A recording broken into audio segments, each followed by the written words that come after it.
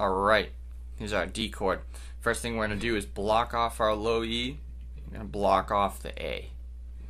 We're going to have an open D, 2nd fret, pointer finger on the G string, ring finger, 3rd fret on the B string, middle finger underneath, 2nd fret on the high E. So, open D,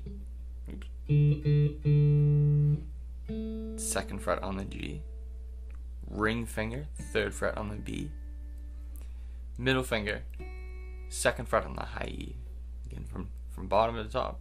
Open D, 2nd fret on the G, 3rd fret on the B, 2nd fret on the high E. One note at a time.